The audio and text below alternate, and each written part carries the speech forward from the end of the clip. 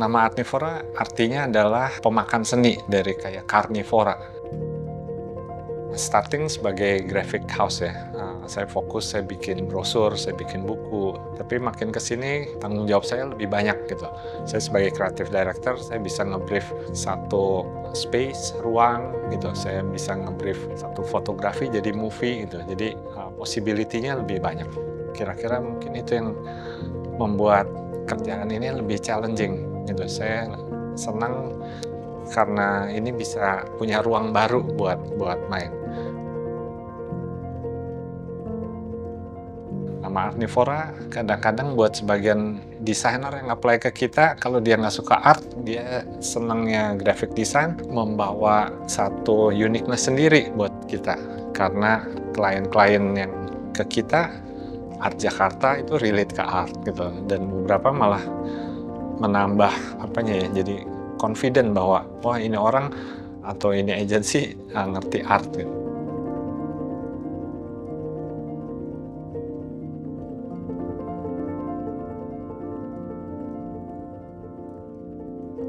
Proyek pertama saya dimulai dengan desain buku buat Edward Huta Barat bersama dengan fotografer Davi Linggar. Dia yang memperkenalkan saya pada dunia kreatif lagi. Beberapa konsep kita banyak ngerjain, banyak buku art gitu sama Eko Nugroho. Nah ini adalah cerita yang saya senang juga. Init Lombok adalah kolaborasi antara klien saya yang lama yang akhirnya menjadi partner saya membuat satu proyek hotel di Lombok. Saya kerjakan buat Indra Leonardi satu buku vice versa. Ini kumpulan fotografi by Indra Leonardi. Jadi saya cari apa yang menarik dari buku ini. Buku aslinya adalah cuman katalog yang isinya cuman tipis seperti ini. Tapi buat saya kurang menarik kalau cuman segini. Dan saya propose sama Indra supaya boleh nggak kita tambahin satu prosesnya. Jadi kita tambahin satu prosesnya yang jauh lebih tebal, dan akhirnya buku ini compact menjadi lebih menarik. Kemudian saya juga ada proyek Oppo. Kita bikin banyak publikasi, mulai dari seri yang flagship, seri yang sampai seri yang middle gitu. Kita kasih direction buat creative direction buat launching, kita kasih creative direction buat Oppo galerinya untuk store-nya. Ini juga ada satu konsep buat Art Jakarta, karena orang sudah kebiasaan pegang handphone. Jadi ini saya buat seperti ukuran lebarnya handphone. Tapi ketika dibuka, dia punya ukuran yang bisa lebih lebar, asal kita nggak liatin tengahnya gitu ya. Saya nggak terlalu masalah tengahnya. Kemudian bukunya Nadi Gallery, kita judulin ini, konsepnya adalah Don't Judge a Book by its Cover. Jadi semuanya kayak tiket masuk ke satu pertunjukan. Itu saya jadikan semuanya adalah satu material, nggak ada tebal, nggak ada tipis. Terus ada buku Agus Wage, di mana uniqueness-nya adalah saya taruh kayak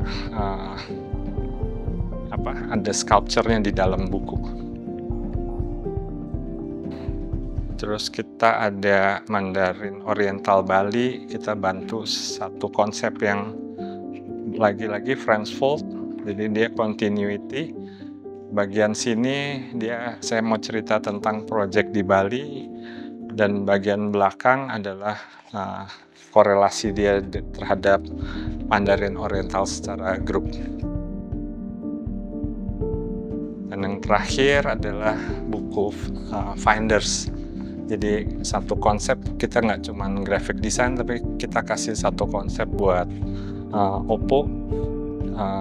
Gimana Najwa Shihab, biasanya dia adalah interviewer, dia interview orang, terus kita kasih konsep gimana kalau dia interview dirinya sendiri. Proses kreatif nggak semuanya bisa jalan smooth ya. Jadi ada satu klien yang kreatif, ada satu klien yang komersial. Kadang nggak bisa disatuin gitu. Aku harus kasih direction, kira-kira arahan yang mana yang satu klien sama klien lain tuh lebih cocok gitu. Yang komersial misalnya dia expect gimana satu brandnya, satu produknya tuh lebih profitable, lebih brandnya lebih dikenal, brand awareness-nya lebih masuk gitu. Kalau yang satu lagi misalnya kita masih bisa lebih kreatif gitu.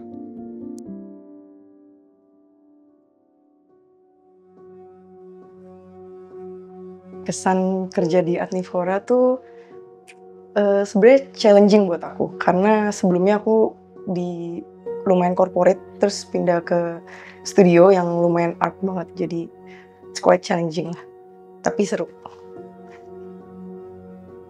Banyak waktu kita nggak ketemu sama ekspektasinya Mas Icus, tapi sebetulnya kalau udah cukup lama kerja di Adnivora, lama-lama juga lumayan ngerti, ya kurang lebih mikir yang lebih different gitu.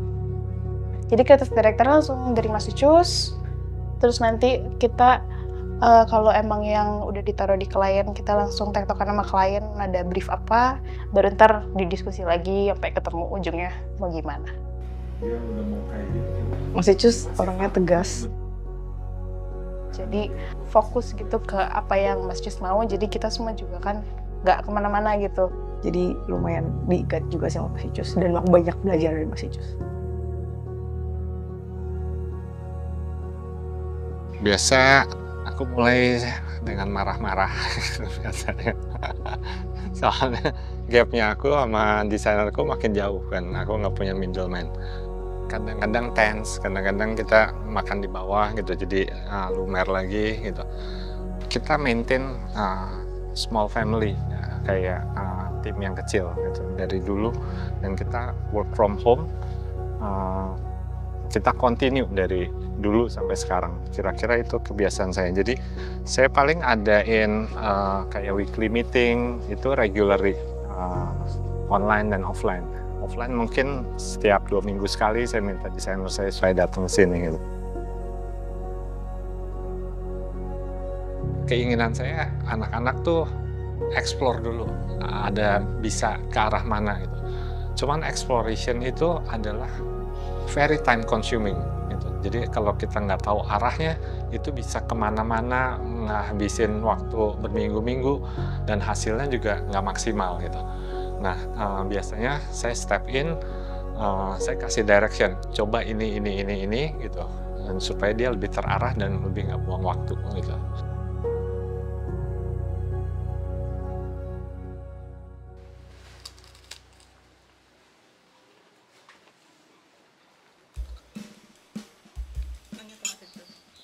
Beberapa orang yang tetap kerja sama saya, mereka adalah yang tahan banting gitu. Kadang-kadang saya marah-marah gitu segala gitu. Tapi di lain pihak kita juga makan siang bareng gitu. Saya dengerin mereka cerita apa gitu. Kita pengen build satu feeling atau satu suasana yang lebih ramah seperti rumahan gitu.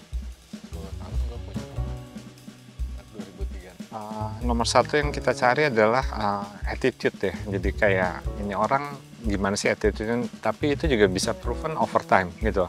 Karena kita tim kecil, mereka harus ngerti semua gitu.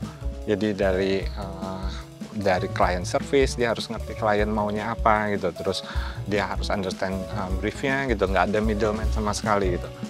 Tapi once dia udah selesai dari kita, keluar dari dia jadi orang yang lumayan powerful. Dia punya strength yang lebih dibandingkan desainer lain. Dia tahu lebih banyak, dia bisa handle klien, dia bisa desain juga gitu.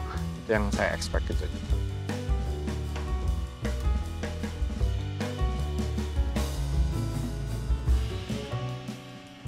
Setelah sekian lama saya punya pengalaman yang sekian lama pula gitu, saya bisa bagiin sedikit advice gitu. Satu, networking. Kita harus surrounded sama the people, dari tim kreatif, dari klien gitu. Kita build dari kecil-kecil, lama-lama jadi bukit. Itu mungkin kunci supaya kita tuh bisa makin dikenal makin maju gitu. Sama hasil kerja juga mungkin bisa ditingkatin. Kerja keras tetap harus ya, jadi ya emang kita harus emang passion, kita harus seneng, kita harus punya spesialisasi juga, mungkin kembangin nggak cuma graphic design loh sebagai challenge baru, satu eksibisi baru gitu, jadi bisa mainnya lebih banyak.